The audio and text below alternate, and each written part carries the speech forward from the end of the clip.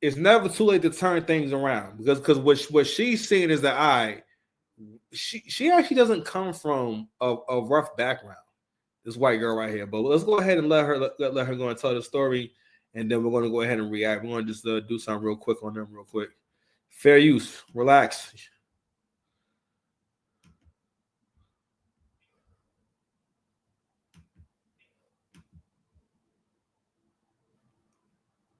Come on now, you embarrassing me in front of the people.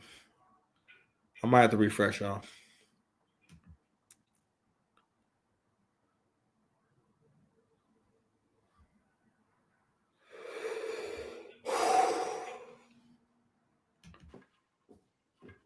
You ready for breakfast? Yeah, that Fair looks use. good. My grandma came from a trailer park and she made it out. Are you excited to finally meet Bradley tomorrow? Yeah, I am. You are? Yeah. In college, she met a man, they got married, and they had my Boom.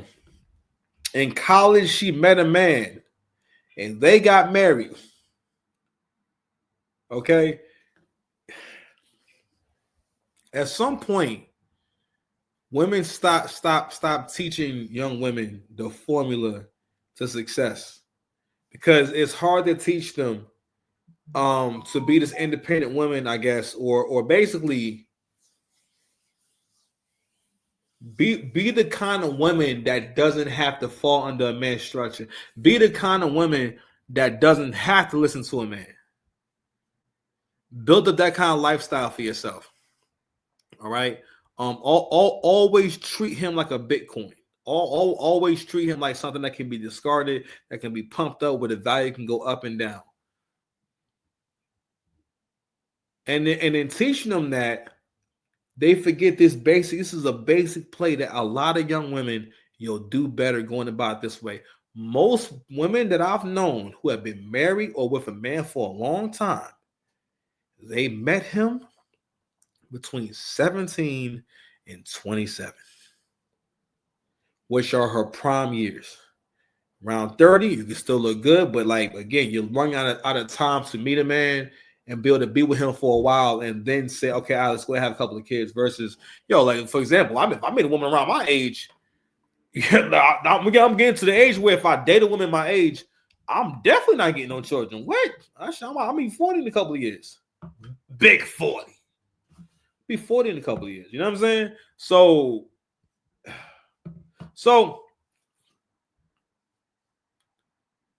also, what she's also speaking to the play that Kevin Samuels used to always talk about, because the way that Kevin Samuels phrased it was that, or the way he put it in terms of explaining how non-black women prioritize relationships. He also talk about how non-black women make it a point to meet their husband in college because they understand that, well, if I meet a guy who in the same circles and whatnot, he'll be basically more than likely he'll be ready to be a husband in the future because he's already on the trajectory. He's already doing things that require commitment. So if he can finish this commitment, that usually means that he'll be able to commit to other things, including a relationship. You know what I'm saying? So anywho, let us play a little my bit. mom.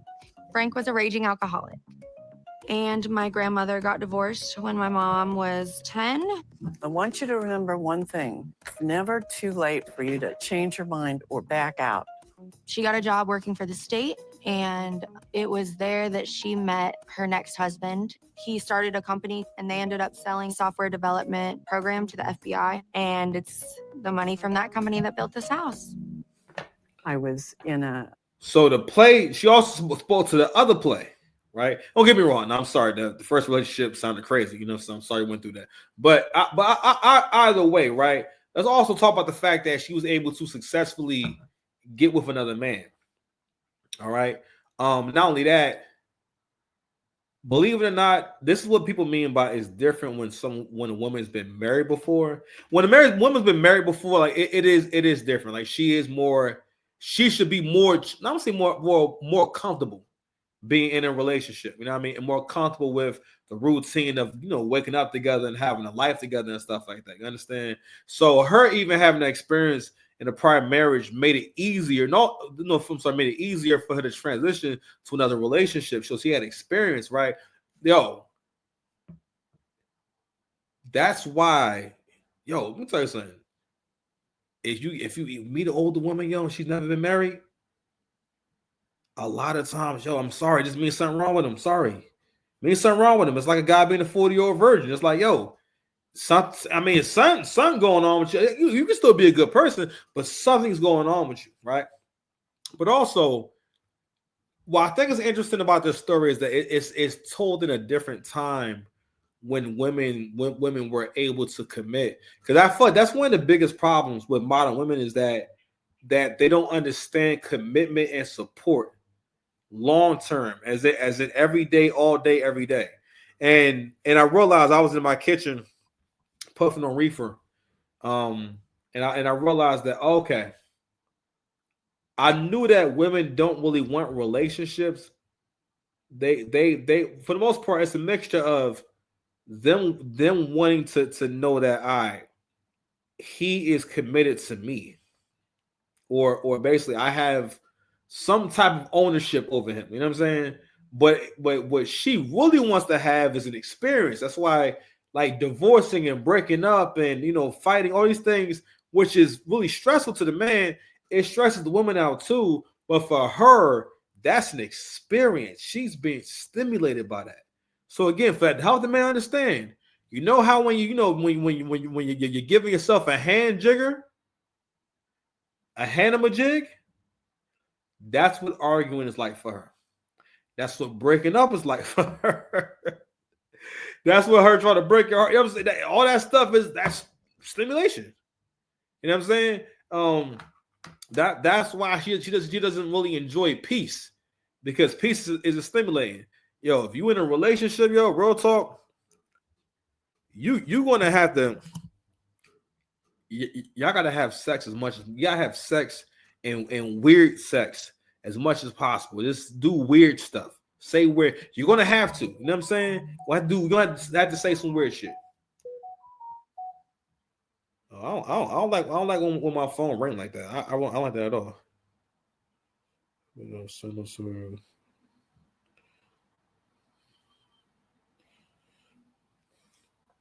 Okay. All right. Anywho.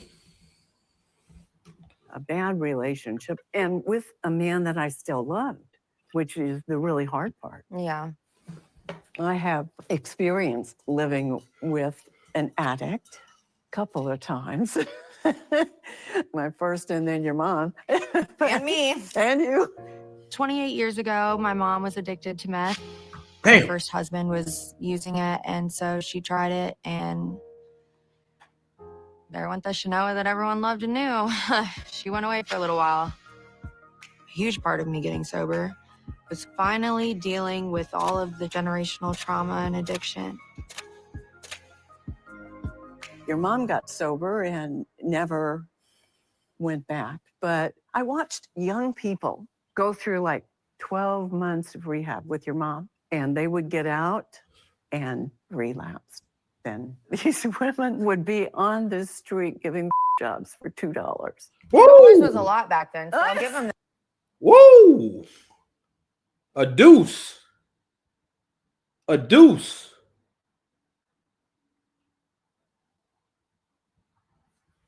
That. But no, but it happens though. It happens for a lot of people. There's still a lot of work to put in after, and that's what's really the hard part. Well, that's where the two of you are going to really have to work together. When Savanah used, she was a different person. There was a time that she borrowed my car and never brought it back. Damn. When she was actually staying in my house, she brought a bunch of her druggy friends in with her, and I called the cops and had her removed. She was not herself. So where do you think that you and Bradley are headed? Well, ideally, we will be living in our own place and be in a position to be able to own our own place. Maybe we'll be talking about kids. Okay. Oh gosh, man, listen. If someone is ever making this face as you talk about the man that you want to marry, you are not doing this. It's not going well. That means you don't have anything good here. You don't have a lot to work with here. No. Like he's going to come from out of jail, starting over, ground zero, unless you come from money or something like that, or you like or your name is Shine, all right, now you know P Diddy. No, you coming out to ground zero. Got to start all over again, and it's seeming like I'm starting to get a feeling that she ain't got no job. Savanah, you ain't got no job? Send me an email at 6pathsofhealth. Hold on. 6pathsofhealth@gmail.com. Send me an email so we can talk about it. All right? Fair use. Okay. And in the meantime, he'll be living at his dad's and I will be living here. Are you comfortable with him staying the night here? Yeah. Yeah. Can I give him a key? He Because he really doesn't need one. I didn't give Savanah a key when she moved in. I thought if she earns my trust back, she'll have a key. And she does now. You're okay with him coming over, even if I'm not home, right? Why does he need to come over when you're not home? What are you talking about? You're lucky that he can come over. I'm gonna tell you right now, man. Listen, I'm guessing ain't no man over there, fam.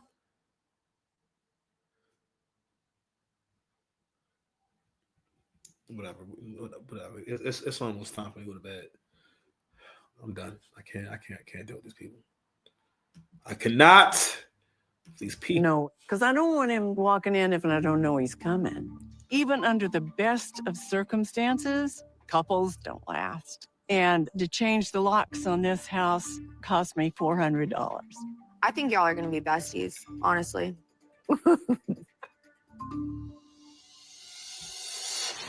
That food look nasty. I ain't gonna hold you. That food look nasty. All right.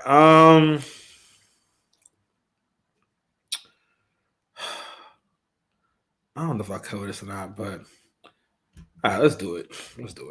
All right, so this is the basically the chick where like she cheated on a guy that's in jail right now with her ex-husband, but she seems to be very much obviously still in love. First of all, she came out there to see her ex-husband. So the story's supposed to be that she came out here to visit her I think to see her mother.